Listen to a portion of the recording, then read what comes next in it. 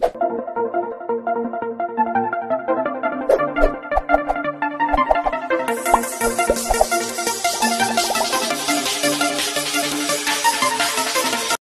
Everybody, मैं सभी का स्वागत करता हूं फिजिक्स ज्ञान मुकेश नाइक चैनल पे। आज बच्चों हम लोग आप लोगों को बताने वाले हैं कौन सा पेपर कब होगा, क्या होगा, कैसे सॉल्व करना है, उसके लिए क्या गाइडलाइंस है, हॉल में जाने के लिए क्या क्या डॉक्यूमेंट की रिक्वायरमेंट्स है, कैसे जाना पड़ेगा स्टार्टिंग से घर से लेके हॉल तक, और हॉल में जाने के बाद पेपर भी कब कौन सा सॉल्व करना है, क्या है मेथड्स। मतलब बच्चे को है ना बहुत सारी चीजें अंडरस्टैंडिंग नहीं होती। मतलब मैं ये बता रहा हूं, उनको क्या लगता है कि फिजिक्स केमिस्ट्री सॉल्व कर रहे, फिजिक्स सॉल्व कर रहे, फिर मैथ सॉल्व करने के रहने देते, बाद में करेंगे, एंडिंग में करेंगे कुछ सवाल। नहीं, ऐसे नहीं कर सकते हम लोग। उसके लिए रूल्स है भैया। अगर एक पेपर गया तो दोबारा वापिस नहीं आता है। वो पेपर गया 1.5 घंटे के अंदर। कैसे होगा, क्या होगा, डिटेल में डिस्कशन करेंगे। इस वीडियो को अंत तक देखना। शेयर इतना करो कि सभी स्टूडेंट तक ये वीडियो पहुंचने की जिम्मेवारी आपकी भैया। और नए तो चैनल को सब्सक्राइब करना है, लाइक करना है और शेयर करना। ज्यादा से ज्यादा लाइक आना चाहिए इस वीडियो पे और ज्यादा से ज्यादा शेयर होना चाहिए वीडियो। चलो बच्चों, आज के वीडियो की तरफ आगे बढ़ रहे हैं। सबसे पहले मैं डिस्कस करूंगा कि एग्जाम में जो एग्जाम होगी आपकी कौन सी भैया, है ना, MHT CET जो होने वाली है 2020 की, उसमें है ना पहले सबसे पहले आपको फिजिक्स और केम का पेपर होगा। इसके लिए आपको 1.5 आवर, मतलब आपको पता ही है कि 90 मिनट्स होते हैं। इस 90 मिनट में आप लोगों को 100 सवाल करने हैं। कितने? 100 सवाल करने हैं। हाँ, कंटिन्यू आपको 3 घंटे ही पेपर देना है। बहुत सारे बच्चों को लगता है कि गैप है, क्या नहीं। 2 पेपर में गैप नहीं है, जैसे कि फिजिक्स उनका जिसका बायो और फिजिक्स केमिस्ट्री और जिसका मैथ्स है, इनके अंदर गैप नहीं है। 3 घंटे लगातार है, लगातार पेपर होता है। लेकिन पहले फिजिक्स केमिस्ट्री का पेपर आएगा, 1.5 घंटा पेपर होगा आपको, ठीक है। बाद में 1.5 घंटे में आपको 100 क्वेश्चन है, 90 मिनट 100 क्वेश्चन, मतलब 45 मिनट नियर अबाउटली पकड़ के चल रहा हूं मैं। अच्छी बात है। उसमें आप है ना फिजिक्स केमिस्ट्री के मिक्सअप क्वेश्चन कर सकते हैं। जैसे कि फिजिक्स के आपको आ रहे सर 10 क्वेश्चन, कोई प्रॉब्लम नहीं है।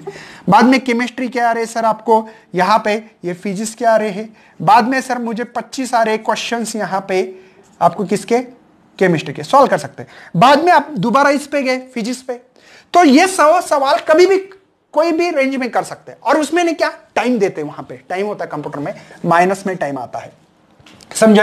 जैसे कि आधा घंटा हो गया तो बोलेंगे 60 मिनट रहे, बाद में 45 मिनट बाकी है, बाद में आपके 40 मिनट बाकी है, बाद में आपके 30 मिनट बाकी है, बाद में आपके 15 मिनट बाकी है, बाद में आपके 10 मिनट बाकी है, बाद में। ये ध्यान रखना है आपको। ये टाइम देते मतलब माइनस होता है, टाइम माइनस होता है, वहां पे ध्यान देना है कि आपका टाइम कितना रहा है, ठीक है, वो समझ में आता है।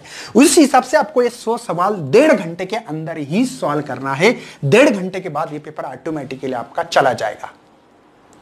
आप उसको आप लोग हाथ नहीं लगा सकते, उसको रीओपन नहीं कर सकते, समझे। बाद में आपका मैथ्स का पेपर आएगा, और मैथ्स में आपको तो पता ही है कि आपके 50 सवाल होंगे और 90 मिनट टाइम होगा।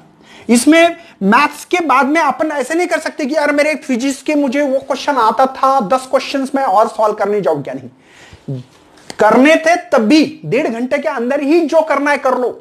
फिजिक्स के करो, केमिस्ट्री के करो, 100 के 100 करो, 80 करो, 20 करो, 2 करो, कोई लेना देना नहीं। 1.5 घंटे में करना है पीसी के फिजिक्स केमिस्ट्री, फिर वो बायोलॉजी के लिए हो सकता है या मैथ्स के लिए।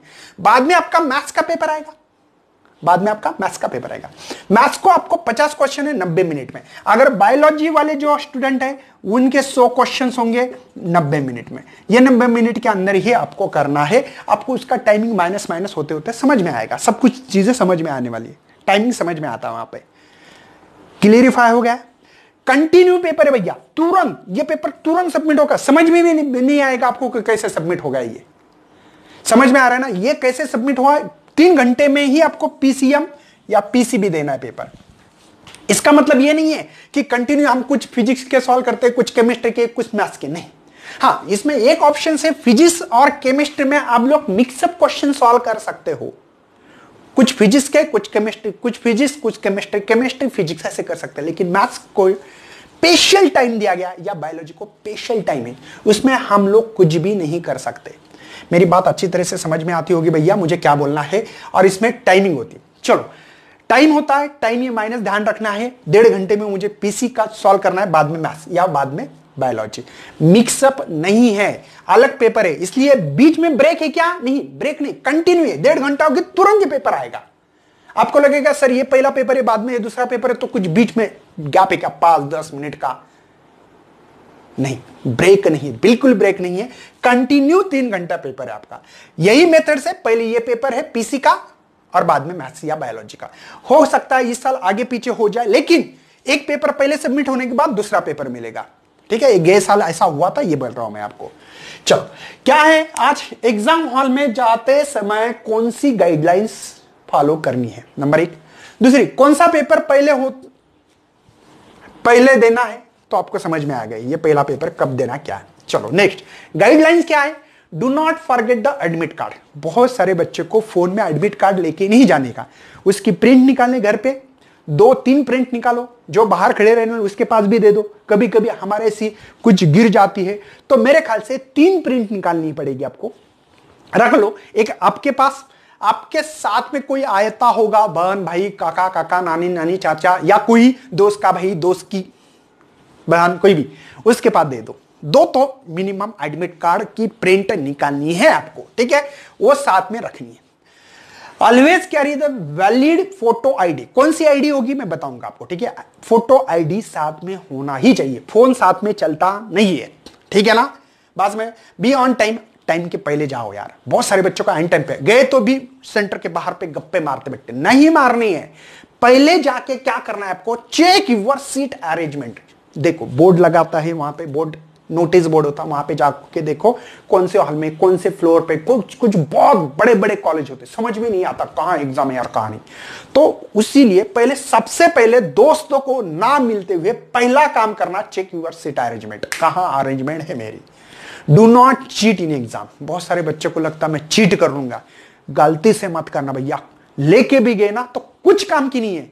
अरे सवाल कहां से आते समझ में नहीं आता, चीट में से नहीं सवाल आते भैया। सवाल को मतलब बोर्ड जैसे नहीं होता, बोर्ड में चीट लेके जा सकते थे अपन, क्योंकि फिक्स क्वेश्चंस होते हैं, इसमें ऐसे कोई फिक्स सवाल नहीं होता, इसलिए चीट लेके जाना मैं तो बोलता सबसे मूर्ख जैसी बात होगी। Use seat for rough work, लेके जाओ, वहां पे मिलेगी, लेकिन लेके जाओ, मैं ये बोल रहा हूं। ठीक है ना। डॉक्यूमेंट रिक्वायरमेंट क्या है? एडमिट कार्ड सबसे मेन, दोबारा बोल रहा हूं, एडमिट कार्ड है। गवर्नमेंट इश्यू वैलिड आईडी होनी चाहिए, फोटो आईडी। कौन कौन सी? आधार कार्ड, मेरे ख्याल से आधार कार्ड सबके पास होगा, यही लेके जाओ। पैन कार्ड, वोटर आईडी है, ड्राइविंग लाइसेंस, लेकिन फोकस किस पे करो? आधार कार्ड, इस पे ही करना है। साथ में लगे तो कॉलेज की एक आईडी लेके जाओ। तो ये है आपकी, एक बार स्क्रीनशॉट निकालनी है आप लोगों को, ताकि मैं आप लोगों को ये चीजें बता दूं। देखो ये चीजें स्क्रीनशॉट निकालनी, मेरी बात समझ में आ गई।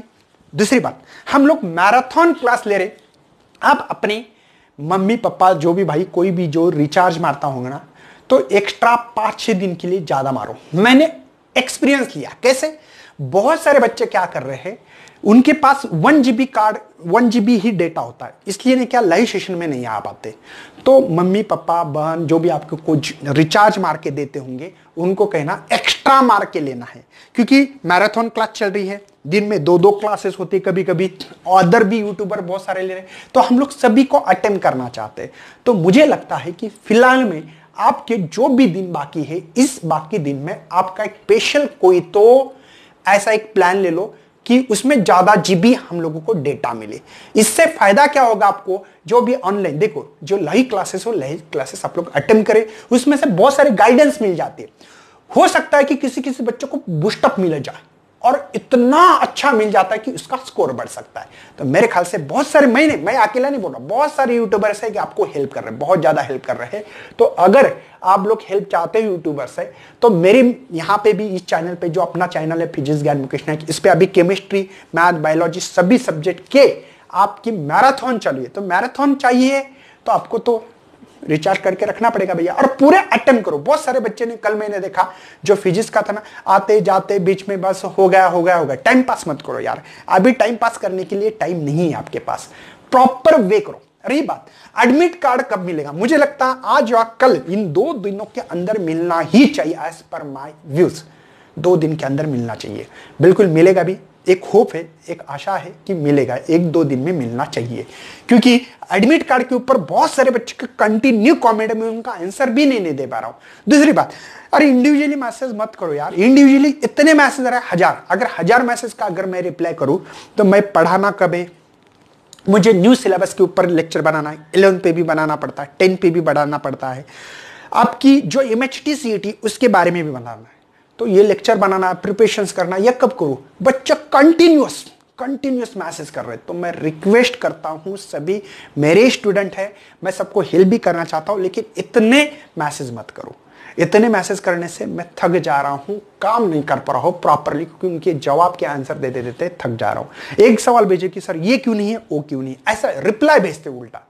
प्लीज यार थोड़ा स्टॉप करो, पढ़ लो अच्छी तरह से, तैयारी अच्छी तरह से करो, बिना काम के चीजें मत करना, क्योंकि डोंट वेस्ट टाइम। तो मैं यहीं पे ये लेक्चर को करता हूं खत्म। तो सबको मैं पढ़ाई के लिए और मैराथन में प्रेजेंट रहने के लिए बेस्ट लक करता हूं। Thank you for watching this video.